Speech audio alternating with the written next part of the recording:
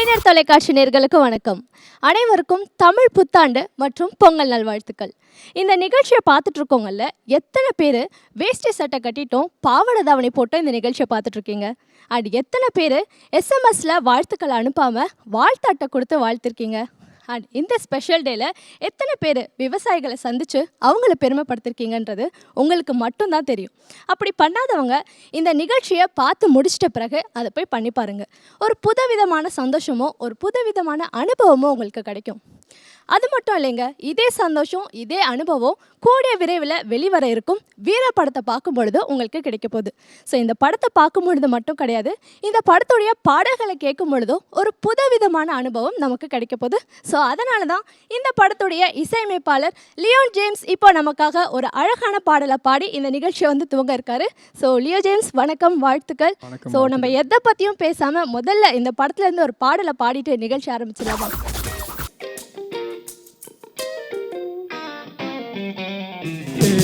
மாமா மாமா மயங்காத அவள மாங்கா தின்ன வைக்காத, மயங்கி மயங்கி போவாத நீ மல்லாக படுத்து மடங்காத. நான் குவாட்டரு அவ வாட்டரு முடிஞ்சு போச்சு மேட்டரு. நான் பார்த்தது அவ சிரிச்சது என் லைஃப மாத்தி. சுதி சுதி சுதி சுத்தியோட பாட விடு, தக்க தக்க தக்க தக்க வேண ஆட விடு. சுதி சுதி சுதி சுத்தியோட பாட விடு, தல தல தல தாளத்தோட ஆட விடுடா.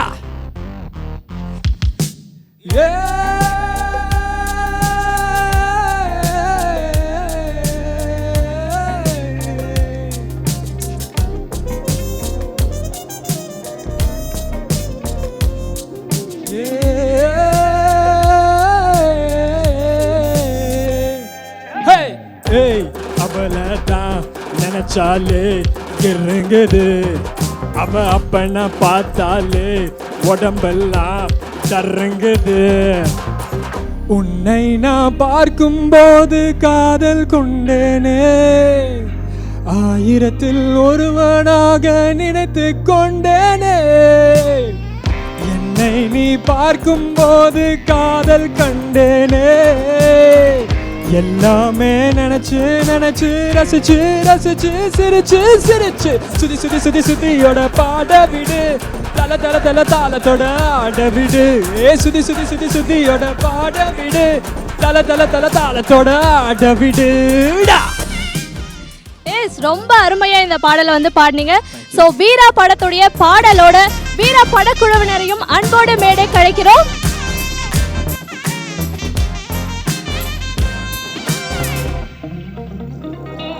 அனைவருக்கும் வணக்கம், வாழ்த்துக்கள் உங்கள் எல்லாருக்குமே. அண்ட் பொங்கல் முதல் நாளில் இந்த பாடலை ரிலீஸ் பண்ணியிருக்கீங்க. ஸோ நல்ல ஒரு ரெஸ்பான்ஸ் ஆடியன்ஸ் கிட்டேருந்து உங்கள் எல்லாருக்குமே கிடைச்சிட்ருக்கு. மீண்டும் ஒரு முறை உங்கள் எல்லாருக்குமே வாழ்த்துக்கள். அண்டு உங்கள் ரெண்டு பேருக்குமே பர்சனலாக ஒரு விஷயம் சொல்லணும். என்ன அப்படின்னா, பர்சனல் இந்த சென்ஸ் உங்கள் பர்சனலே கிடையாது, உங்கள் ரெண்டு பேர்கிட்ட இருந்து பர்சனலாக உங்கள் பர்சனலே கிடையாது, உங்கள் ரெண்டு பேர்கிட்ட இருந்து ஒரு விஷயத்தை நாங்கள் எதிர்பார்க்குறோம். என்ன அப்படின்னா, பொங்கல் அப்படின்னாலே விவசாயிகளுக்கும் விளைநிலங்களுக்கும் நன்றி செலுத்தக்கூடிய ஒரு நாள். நன்றி செலுத்துறது மட்டும் இல்லாமல் அவங்களுக்கு வாழ்த்துக்களையும் நம்ம கண்டிப்பாக சொல்லி ஆகணும். அதனால நீங்கள் ரெண்டு பேருமே வாழ்த்துக்களை சொல்லி இந்த நிகழ்ச்சியை ஆரம்பிச்சிடலாம். ஸோ இந்த நிகழ்ச்சியை பார்த்துட்டு இருக்க விவசாயிகள் எல்லாருக்குமே உங்களுடைய வாழ்த்துக்கள். கலைஞர் தொலைக்காட்சி நேயர்கள் மற்றும் இந்த நிகழ்ச்சியை பார்த்து கொண்டிருக்கும் அனைத்து விவசாயிகள் மற்றும் அவங்களுடைய குடும்பத்தினர் அனைவருக்கும் இனிய தைத்திருநாள் நல்வாழ்த்துக்கள் மற்றும் புத்தாண்டு நல்வாழ்த்துக்கள். ஃபைன். இந்த படத்தை பற்றி நிறைய விஷயங்களை இந்த திருநாளில் நம்ம எல்லாருமே பேச போகிறோம். எல்லாருமே உட்காந்துடலாமா? ஸோ இன்றைக்கி வீரா பொங்கல் அப்படின்னு தான் சொல்லணும். ஸோ மீண்டும் ஒரு முறை உங்கள் எல்லாருக்குமே பொங்கல் நல்வாழ்த்துக்கள். அந்த டைரக்டர் கிட்டேருந்து ஆரம்பிக்கலாம் அப்படின்ட்டு நான் இருக்கேன். வீரா அப்படின்றது சூப்பர் ஸ்டார் நடித்த படத்துடைய டைட்டில். இப்போ அந்த படத்துலேயே பார்த்தீங்கன்னா சூப்பர் ஸ்டார் விவசாயியாக இருந்து தான் சென்னைக்கு வர மாதிரியான ஒரு விஷயம் இருக்கும். லைக் நகரத்துக்கு அப்படி தான் வருவார். ஸோ அப்படிப்பட்ட ஒரு டைட்டிலில் இந்த படத்துலேயும் அதே டைட்டிலில் கொடுத்து நீங்கள் எல்லாருமே நடிச்சிருக்கீங்க, டைரக்ட் பண்ணியிருக்கீங்க. ஸோ இந்த டேல இந்த படத்தை பற்றி பேசுகிறது அப்படின்றது ரொம்ப பொருத்தமான ஒரு விஷயமா இருக்கும் அப்படின்ட்டு நான் நினைக்கிறேன். அண்டு சூப்பர் ஸ்டார் அப்படின்னாரே இந்த உலகத்தில் இருக்க எல்லாருக்குமே ரொம்ப தெரிஞ்சவர். அந்த மாதிரி தான் அவருடைய படத்தில் உள்ள டைட்டில் கூட மோஸ்ட் ஆஃப் த பீப்புளுக்கு அவருடைய டைட்டில் எல்லாமே தெரியும். ஸோ இந்த படத்தில் இந்த டைட்டில் வச்ச உடனே இந்த படம் என்ன அப்படின்றது தெரியாமல் எங்களுக்கு என்ன தோணும் அப்படின்னா, ஓகே அந்த படத்துடைய சீக்குவலாக இருக்குமோ, இல்லாட்டி ஏதாவது ஒரு விஷயத்தை எடுத்து இந்த படத்தில் வந்து அதை பற்றி சொல்லியிருப்பாங்களோ, இல்லாட்டி கிருஷ்ணா வந்து சூப்பர் ஸ்டாருடைய ஃபேனாக இருந்திருப்பாரு, ஸோ அதனால் வீரா அப்படின்ட்டு வந்து டைட்டில் வச்சுருக்காங்களோ, இப்படி தான் எங்களுக்கு தோணும். பட் எக்ஸாக்டாக என்ன அப்படின்றத நீங்கள் சொல்லும் பொழுது தான் நாங்கள் தெரிஞ்சுக்க முடியும். ஸோ வீரா இந்த டைட்டிலை பற்றியும் இந்த கதையை பற்றி எங்களுக்காக சொல்லுங்கள். கிருஷ்ணா சார் அவரோட கேரக்டர் பேர் வந்து வீரமுத்து. ஸோ அதனால தான் வீரா தவிர மற்றபடிக்கு அந்த படத்தோட சீக்குவலோ அது மாதிரி எதுவுமே இல்லை. ஸோ இது ஒரு சென்னையை பேஸ் பண்ண ஒரு படம். ஸோ சென்னையில் இருக்கிற கேரக்டர்ஸ் தான் இவங்க. ஸோ அதனால் இதுக்கும் அந்த வெறும் டைட்டிலுக்கான இது தவிர மற்றபடிக்கு வேறு எந்த சிமிலாரிட்டிஸும் கதையிலையோ அது மாதிரி எதுவும் இது கிடையாது. டிஃப்ரெண்ட்டான கதை தான். ஓகே, இப்போது வீரமுத்து அப்படின்ட்டு ஒரு நேம் உங்களுக்கு இருக்குது அப்படின்னும்பொழுது லைக் மிடில் கிளாஸ் பையனோ இல்லாட்டி லோவர் மிடில் கிளாஸ் குடும்பத்தை சேர்ந்த ஒரு பையனாக இருப்போமோ அப்படின்ற மாதிரி தோணுது, இல்லாட்டி மிடில் டவுன்லேருந்து வரக்கூடிய ஒரு பையனாக இருப்பீங்களோ அப்படின்ற மாதிரி எங்களுக்கு தோணுது. பட் என்ன கேரக்டர் அப்படின்றத வந்து நீங்கள் தான் எங்களுக்கு சொல்லும். அதுக்கு முன்னாடி உங்களை பற்றி வந்து ஆடியன்ஸ் மத்தியில் என்ன மாதிரியான ஒரு எதிர்பார்ப்புகள் இருக்கும் அப்படின்னா, நினச்சி வச்சுருப்பாங்க உங்களை ஒரு படத்தில் பார்த்து முடிச்சிட்ட பிறகு ஓகே அடுத்தடுத்த படங்களில் வந்து கிருஷ்ணா இந்த மாதிரி கேரக்டர் எடுத்து செலக்ட் பண்ணுவார், இல்லாட்டி இப்படி நடிச்சிட்டாரு வேறு மாதிரி வருவார், இப்படி மாற்றி மாற்றி யோசிச்சுட்டு இருப்பாங்க. ஆனால் நீங்கள் என்ன பண்ணுவீங்கன்னா வித்தியாசமான ஒரு கதைக்களத்தில் வந்துட்டு நாங்கள் எதிர்பார்க்காத அளவுக்கு ஒரு பர்ஃபார்மன்ஸ் கொடுத்து போயிடுவீங்க. அந்த கேரக்டரும் பயங்கரமாக ஹிட் ஆகிடும். ஸோ அப்படி வந்து லாஸ்ட்டாக உங்களை எட்சன் படத்தில் நாங்கள் பார்த்தோம். அதுக்கப்புறம் இவர் என்ன பண்ண போகிறாருன்னு எல்லாருமே யோசிச்சுட்டு இருப்பாங்க. இப்போ நீங்கள் தான் சொல்லணும் வீராவை என்ன பண்ணியிருக்கீங்க. எனக்கு இந்த கதைக்கு பிடிச்ச காரணம் வந்து இந்த பையன் வந்து நிறைய கனவுகள் இருக்கும் இந்த பையனுக்கு, இந்த வீரமுத்துன்ற கேரக்டருக்கு. ஆனால் அவன் லைஃப்பில் எல்லாமே அவன் எதுவுமே செய்யாமல் அவனுக்கு நடக்கும். ஸோ எல்லாருக்கும் லைஃப்பில் தேவைப்படும்ல, எதுவுமே செய்யாமல் நம்மளுக்கு ஒரு விஷயம் சொகுசாக கொடுத்தா எப்படி இருக்கும், அந்த மாதிரி இருக்கும் இந்த பையன் character. So I like it because it's very easy, ரொம்ப easy going. First of all தருதில்லை கேரக்டர் தருதில்லை. அண்ட் கூட இன்னொருத்தர் இருக்கார், என் கூடயே இருக்கார். So I like. கருணாகரன் பார்த்தீங்கன்னா மோஸ்ட் ஆஃப் த மூவிஸில் இப்போ ரிலீஸ் ஆகிற ஒரு 4 படம் ரிலீஸ் ஆகுதுன்னா 3 படங்களில் வந்து அவர் நடிச்சிடுறாரு. அவர் வந்து ஒவ்வொரு படத்துலையுமே உங்கள் கேரக்டரை பார்த்து ரசிகர்கள் வந்து ரசிச்சுட்டே தான் இருக்காங்க. எல்லா படங்கள்லையும் நீங்கள் இருக்கணுன்றது தான் வந்து டேரக்டர்ஸும் ஆசைப்படுறாங்க. அதனால தான் நிறைய படங்களில் நீங்கள் நடிச்சிட்ருக்கீங்க. இப்போ அந்த டேரக்டர்ஸுடைய அந்த ஆசையை ஃபுல்ஃபில் பண்ணுற மாதிரி ஆக்சுவலி எப்படி நீங்கள் அவங்க கொடுக்குற ஸ்கிரிப்டை வந்து ஆன் ஸ்பாட்டில் தான் வந்து நீங்கள் இம்ப்ரோவைஸ் பண்ணுவீங்களா, இல்லாட்டி பிஹைண்ட் த ஸ்க்ரீனே வந்து ப்ராக்டிஸ்லாம் பண்ணிட்டு வருவீங்களா? இல்லை நான் ஃபுல்லாகவே ஆன் ஸ்பாட்டில் பயங்கரமாக டெவலப் பண்ணி பண்ணுவேன்னு தான் சொல்லுவேன். பட் பிஹைண்ட் எவ்வளோ கஷ்டப்படுறேங்கிறது எனக்கு தான் தெரியும், அவங்களுக்கும் தெரியும். ஆக்சுவலாக ஃபர்ஸ்ட் ஆஃப் ஆல் ரொம்ப தேங்க்ஸ், ரொம்ப புகழ்ந்து பேசுனதுக்கு. ராஜாராம் சாரோட ஒர்க் பண்ணுறது வந்து ரொம்ப ஜாலியாக இருந்தது. எனக்கு கிருஷ்ணாவோட 2வது படம் யாமருக்கு பயமேலே எங்களோட என்ன சொல்கிறது பயங்கர ஒரு நல்ல ஒரு பாண்டிங் டெவலப் ஆச்சு. பட் இந்த படத்தில் தான் உண்மையிலே என் கேரக்டர் பேர் பச்சைமுத்து. உண்மையிலே 2 ஃப்ரெண்ட்ஸ் வந்து ஒரு ரொம்ப நாள் படம் ஃபுல்லாக ட்ராவல் பண்ணனால உண்மையிலே ஃப்ரெண்டாக ரொம்ப க்ளோஸ் ஃப்ரெண்ட் ஆகிட்டோம். நிறைய பேர் இருப்பாங்க, ஃப்ரெண்டோட கோல்னா மச்சான் இங்கே போகலாண்டானா, ஓகே மச்சான் போகலாண்டா, மச்சான் இன்றைக்கி இதை பண்ணுறோண்டா அப்படின்னா இந்த ஃப்ரெண்டோட கோலை அவங்க கோலாக எடுத்துக்குவாங்க. ஸோ அது மாதிரி ஒரு கேரக்டர். ஸோ எனக்கு என்ன சொல்கிறது, I enjoyed a lot working in this movie. Rajaram sir, பாக்யம் சங்கர் மற்றும் ப்ரொடியூசர் எல்லாருக்கும் தேங்க்ஸ். அண்ட் லியோன் ஜேம்ஸோட மியூசிக் பயங்கரமாக இந்த படத்தோட என்ன சொல்கிறது ஒரு விஷுவலில் வந்து அவ்வளோ அழகாக காம்ப்ளிமெண்ட் பண்ணியிருக்கு. So wonderful. ஸோ தமிழில் சில படங்கள் உங்களை பார்த்துருக்கோம் அண்ட் மலையாளம் தெலுங்குலையும் நீங்கள் வந்து நடிச்சிட்ருக்கீங்க இல்லையா? ஸோ இந்த படத்தில் வந்து ஹீரோயினாக நீங்கள் பண்ணியிருக்கீங்க. உங்கள் கேரக்டர் என்ன? This will be my debut as a heroine. And எனக்கு வந்து I'm very lucky. இது என்னோட first movie and with a great launch RS entertainment banner கடியில் Rajaram sir direction. I mean he will prove himself as a director in this movie. ரொம்ப நல்லா வந்திருக்கு படம். And with Krishna எல்லாத்துக்கும் தெரியும் ஹீஸ் அ பிரில்லியன்ட் ஆக்டர். எல்லாம் கழுகு எல்லா படத்துலையும் he would have amazed people with his brilliant performance. And Karuna sir சொல்ல வேணாம், and the cast is lovely. இல்லை சொல்ல வேணானா என்ன சொல்லவே வேணாமா? I mean he's amazing. Like Karuna sir வரும்போதே தியேட்டரில் பயங்கரமாக விசில் இருக்கும். அண்ட் ஹீரோக்கு ஈக்குவலான அப்ளாஸ் எல்லாம் ஆடியன்ஸ் கிட்ட இருந்திருக்கு. ரொம்ப நல்லா வந்திருக்கு எல்லா பாட்டும். அண்ட் நான் பர்சனலாக பாட்டு எல்லாமே கேட்டிருக்கேன். So I know that it's lovely. I'm not saying this is because it's my movie. ரொம்ப நல்லா வந்திருக்கு. Super. So Leon James will actually kill it this year, I'm sure. Leon, இப்போது நீங்கள் ஓப்பனிங்கில் ஒரு பாடல் பாடினீங்க இல்லையா? ஸோ அந்த பாட்டில் வந்து அவ்வளோ கருத்துக்கள் இருக்குது. ஆக்சுவலி யார் வந்து இந்த லிரிக்ஸ்லாம் எழுதுனா பெண்களை வந்து பெருமைப்படுத்தக்கூடிய வகையில் இருக்குது இந்த லிரிக்ஸ்? ஓரமாக வந்திருக்காரு பார்த்தீங்களா? ஸோ அவரோட என்னோட ஃப்ரெண்டு ஸ்கூலில் இந்த கிஷோர் அவர் பேர். லியான் வந்து அவர் வந்து நிறைய அந்த இங்கிலீஷ் பாட்டெலாம் கேட்டு அவரோட கவலை வேண்டாம் சாங்ஸ்லாம் கேட்டிங்கன்னா ஃபுல்லாக ரொம்ப ஒரு வெஸ்டர்ன் இன்ஃப்ளூயன்ஸ் இருக்கும். ஸோ ஒரு குத்து பாட்டு வந்து பண்ணணுங்கிறது அவர் ரொம்ப ஹெசிடேட் பண்ணார். வேணாம் குத்து பாட்டு வேணாம், நம்ம வந்து இந்த மாதிரியே போயிடலாம். ஸோ நான் தான் அதில் வந்து க்ரைமே எப்படின்னா குத்துப்பாட்டு பண்ணியே ஆகணும், அப்போ தான் எல்லாருக்கும் சேரும் அப்படி இப்படின்னு சொல்லிட்டு. அப்போ சொன்னார், அப்போ லிரிக்ஸ் எழுத யாரும் இல்லையே, ராத்திரி நாங்கள் ஜாம் பண்ணிட்டு இருப்போம், லிரிக்ஸ் இப்போ யார் நமக்கு வருவாங்க, நான் கூப்பிட்டா யார் வருவாங்க, நம்ம வேறு ஏதாவது சாங் மாதிரி டியூன் மட்டும் போயிடலாம், இல்லை குத்துப்பாட்டு பண்ண நானே எழுதுன லிரிக்ஸ் வாங்க அப்படின்னு சொல்லிட்டு அவரை கட்டி போட்டு பண்ண பாட்டு இது. ஆனால் பாட்டு வேறு மாதிரி அவரோட ஃபீலும் இருக்கும், அதே சமயத்தில் இதுவும் இருக்கும். ஸோ ஜாலியாக எழுதின ஒரு பாட்டு தான். இன்னும் எத்தனை பாடல்கள் வந்து இந்த படத்தில் இருக்குது அண்ட் யாரெல்லாம் பாடியிருக்காங்க? இந்த படத்தில் ஆக்சுவலாக 5 பாட்டு இருக்குது. நான் ஒரு பாட்டு பாடியிருக்கேன். அது வந்து ஆக்சுவலாக இந்த ஆல்பமே எனக்கு ரொம்ப டிஃப்ரெண்ட்டான ஒரு ஆல்பம். ஏன்னா சொன்ன மாதிரி எனக்கு கோ2 கவலை வேண்டாம் அந்த மாதிரி படம் வந்து ரொம்ப யூத்ஃபுல்லான ஒரு எலக்ட்ரானிக் மியூசிக், ரொம்ப மெலடி அந்த மாதிரி போயிட்டுருக்கோம். பட் இந்த ப்ராஜெக்ட் வந்து ரொம்ப எனக்கு ஃபஸ்ட் டைம் இந்த மாதிரி மாஸாக குத்து அந்த மாதிரிலாம் போட்டு ஒரு ஃபஸ்ட் டைம் எக்ஸ்பீரியன்ஸ்.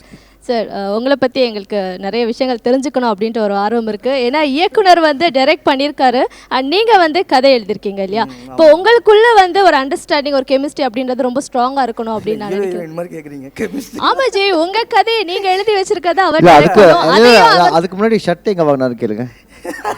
பயங்கரமா இருக்கு ஒரு ஷர்ட். வாங்குனீங்க இந்த ஷர்ட்? யூடியூப்ல இருக்கு ஒரு ஷர்ட். என்னோட மாமா ஷர்ட். ஒரு கலாச்சாரமா அப்படியே தொடர்ந்து இல்லை என்னன்னா, அந்த கதையை வந்து எழுதி முடித்து அந்த கதையை வந்து சொன்னதுக்கப்புறம் இவர்கிட்ட நான் சொன்ன மறுநாள் ப்ரொடக்ஷன் சொல்லிட்டேன். ஓ, ஆக்சுவலாக என்னன்னா ஒரு நண்பர் எங்களுக்கு ஒரு ப்ரொடக்ஷன் எக்ஸிக்யூட்டிவ் வாசுதேவன். ஸோ அவர் மூலமாக தான் இவர் ஆக்சுவலாக ஒரு நான் வட சென்னைக்காரன் சொல்லி ஒரு நாவல் ஒன்று, அது நிறைய சிறுகதை தொகுப்புகளாக அந்த மாதிரி இருக்கும். ஸோ உண்மையிலேயே அது ரொம்ப நல்ல புக்கு. ஸோ அதை படிச்சுட்டு அதுக்கப்புறமா தான் ஒரு ஐடியாவாக வந்து ஒரு ½ அன் ஹவர் கதை வந்து ப்ரொடக்ஷனில் சொன்னோம். அப்போ வந்து இவர் வாசுதேவன் நண்பர் தான் வந்து இது பண்ணார். உடனடியாக ஒரு வாரத்தில் நடந்தது. ஓவர் நைட்டாக தான் இது 15 ஏன்னா வெயிட் பண்ண. ஒரு விஷயம் என்னன்னா, இப்போ நீங்கள் பவுண்டட் ஸ்கிரிப்ட் கொடுத்தா தான் எல்லா ப்ரொடக்ஷன்லையும் ஓகேன்ற பட்சத்தில் உண்மையிலேயே இங்கே டிஸ்கஷனுக்காக அதுக்கு ஒரு 6 மாதம் ஸ்பெண்ட் பண்ணி கதை பேசி ப்ராப்பராக அப்படி தான் இந்த படம் ரெடி ஆச்சு. ஸோ அதுக்கு நான் கண்டிப்பாக வந்து இங்கே கோ ப்ரொடியூசர் மணி சாரும் எல்ரட் சாருக்கும் கண்டிப்பாக நன்றியை தெரிவிச்சு. இல்லாட்டி அது இந்த காலகட்டங்களில் சத்தியமாக அது நடக்கிற விஷயம் கிடையாது. 100%. இப்போ நீங்கள் வந்து லைக் கதைகள்லாம் முன்னாடி எழுதியிருக்காரு அப்படின்னு நீங்கள் சொல்லும் பொழுது இது ஒரு குறு நாவலா இல்லாட்டி? இல்லை, இந்த கதை வந்து ஒரு 2 கிருஷ்ணா சார் சொன்ன மாதிரி 2 தர்தல பசங்களோட கதை தான் அது. ஆனால் மிகப்பெரிய உயர்ந்த லட்சியத்துக்காக நோக்கி சமூக சேவை செய்யணும்னு சொல்லிட்டு போகிற பசங்க தான் இந்த 2 பசங்க.